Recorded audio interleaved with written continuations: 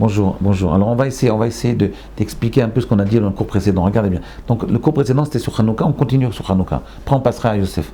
Rabbi Yosef, regardez. Vous savez, en fait, je vais essayer on va essayer de comprendre un principe qui est dans Alishour Aleph. Si vous voulez, je le prendrai tout à l'heure. Ouais, vous pouvez me le donner. Regardez, parce que on a expliqué qu'en fait, le Rav Yotner dans le quatrième Mahamar, dans son quatrième cours, il explique que Rav Yotner, il explique que en fait, pourquoi on nous dit en la bracha de Hanouka, c'est la Gemara de Shabbat, elle nous amène la bracha qu'on dit à Hanouka. Baruch ata Hashem Elokeinu melech haolam, asher kideshanu, que merci mon Dieu, béni sois-tu et l'Éternel, qui nous a sanctifiés par les mitzvot et qui nous a ordonné d'allumer les bougies de Hanouka. La Gemara demande Echan Matzinu. La Gemara dans Shabbat elle demande où est-ce qu'on nous a ordonné les bougies de Hanouka. La Torah elle est bien antérieure à l'histoire de Hanouka. Et il nous répond, c'est parce que c'est à ce moment-là que les Chachamim ont été créés. Alors écoutez bien, qu'est-ce que ça veut dire? Ça veut dire qu'en réalité, ce qu'on nous met en exergue à Hanouka, par cette bracha, c'est que Hanouka, c'est le passage au niveau historique entre l'ère des prophètes et l'ère des Chachamim. Et c'est quoi la différence entre un Chacham et un prophète? C'est qu'un prophète, dans les yeshivot de prophètes, alors on apprenait aux gens à s'annuler totalement pour laisser la parole divine passer, et dans les yeshivot de Chachamim, c'est le contraire. On demande au Chacham, dans les yeshivot, d'apprendre à développer sa personnalité pour qu'il puisse comprendre la Torah à sa façon, selon son spectre à lui, selon sa personnalité. Que Rabbi Shimon ben Yochai, il dévoilait la Torah selon sa personnalité, Rabbi Meir selon sa personnalité. D'accord? Si vous voulez, par exemple, un Chacham tunisien il va sortir la Torah à la thune. Un Chacham marocain va sortir comme un Marocain. Vous voyez, c'est à sa façon, mais c'est pas seulement thune et marocain, c'est même personnel. C'est une compréhension personnelle de la Torah. Maintenant, regardez, qu'est-ce que ça veut dire une compréhension personnelle? Je vais vous dire. Rav Wolbe, il explique ça dans Alishour, il dit, qu'est-ce que ça veut dire? Regardez, par exemple, Yaakov, après qu'il se soit battu, il va taire Yaakov Levado, il s'est retrouvé tout seul, avec Ishimo, il s'est battu avec Esav, et après quand il a fini toute la nuit à se battre avec l'ange de Esav, qu'est-ce qui s'est passé? Esav, il a dit comment tu t'appelles? Il a dit Yaakov. Il dit tu t'appelleras plus Yaakov, tu t'appelleras Israël. C'est-à-dire qu'il a dévoilé en lui-même l'essence de son être. C'est-à-dire Yaakov, c'est l'intériorité je m'excuse, Israël, c'est l'intériorité de Yaakov. Yaakov, pendant toute sa vie, il a dévoilé la facette cachée de lui-même qui était Israël. Oui, qu'est-ce que ça veut dire? Regardez, ici, Rav Wolbe, il explique quelque chose de très fort. Il dit, comment un homme il grandit? Par le libre arbitre. D'accord? Quand c'est dit dans Tatsmenu, ici, l'Alishour 1, il dit, comment un homme il grandit? Par le libre arbitre. Et il dit, le libre arbitre, c'est Allah Ta'ani, à l'aider à date. Comment un homme, quand un homme il vit d'une façon routinière, automatique, comme un robot, il ne grandit pas. Qu'est-ce qui fait grandir l'homme? C'est quand il a des fois des croisements dans sa vie.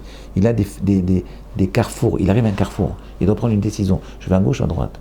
Je vais devenir rave ou je vais devenir docteur. Je vais faire ça ou je vais faire ça. Je vais devenir ingénieur, je vais aller à la yeshiva ou je vais faire des études d'ingénieur. Oui. Je vais faire prépa HEC ou je vais aller à Yeshiva. C'est des décisions. Ces décisions-là permettent à l'homme de grandir, quelle que soit la décision. Mais si un homme il décide d'une façon shkula, c'est-à-dire en analysant bien, en demandant conseil à des chachamim, il peut arriver, il grandit. La décision, le libre arbitre, le choix, la prira, le fait de choisir, cette faculté de choisir que Akadosh Baruch Hu a donné à l'homme, elle lui permet de grandir. Le choix, c'est-à-dire j'abandonne un chemin et je prends ce chemin-là, ça fait grandir le moi. Qu'est-ce que ça veut dire faire grandir le moi? Qu'est-ce que ça veut dire? Ça veut dire qu'en réalité, c'est ça les chachamim. La chokhma, elle est là-dedans. Avant, c'était dans Ruach HaKodesh, on demandait aux prophètes. Mais depuis Hanouka, on ne demande plus aux prophètes. Comment un homme il peut grandir?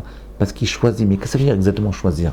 Il dit, c'est l'élévation du moi. Regardez, je vais vous le lire ici. C'est très intéressant. Il explique que le libre arbitre, il permet à l'homme de s'élever.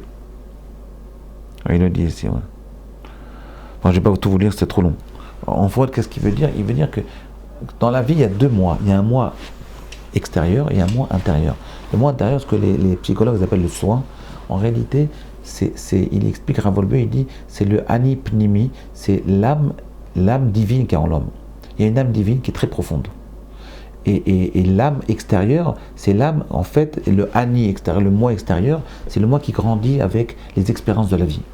Chaque année que vous vivez, vous accumulez des expériences, des connaissances, des expériences, des connaissances, vous avez connu des êtres, vous êtes tombé, vous êtes attaché à quelqu'un, vous êtes détaché de quelqu'un, vous avez vécu une vie.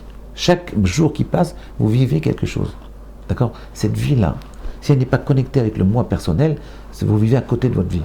Vous n'êtes pas heureux, vous vous asséchez. Quand est-ce qu'un homme il reste jeune? Quand est-ce qu'un homme il reste puissant? Il reste une lumière dans ses yeux.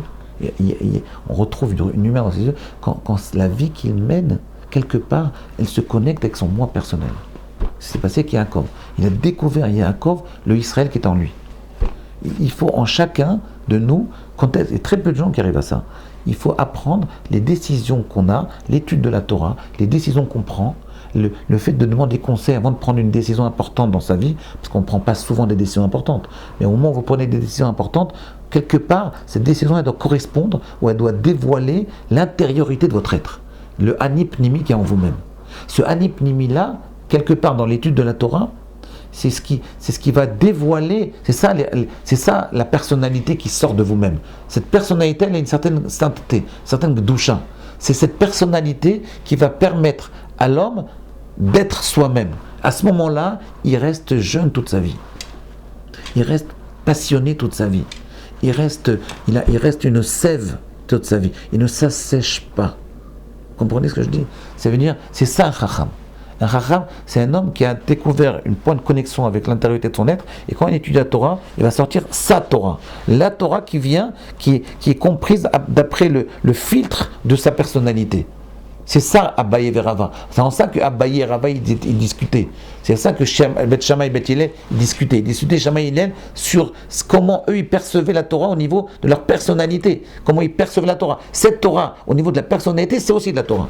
On pourrait croire, c'est une Torah personnelle, pas du tout. C'est une Torah qui n'est pas personnelle. C'est la Torah. La Torah aujourd'hui, c'est la Torah personnifiée par des grands Talmidei Chachamim. Quand vous étudiez un texte pendant des mois et des mois et que vous arrivez à comprendre, avoir une compréhension personnelle, c'est de la Torah. Quand c'est dans des réglementations, dans une réglementation qui est connue, qui est reconnue. Voilà. Vous comprenez ce que je veux dire? C'est très important ça. Ça veut dire, c'est ça la période des Chachamim. C'est ça c'est cette révolution-là qui a été faite au moment de Hanouka. Le passage de l'ère de la prophétie au passage de l'ère de la Chokhmah, où on permet aux hommes de devenir des personnalités. Voilà, demain.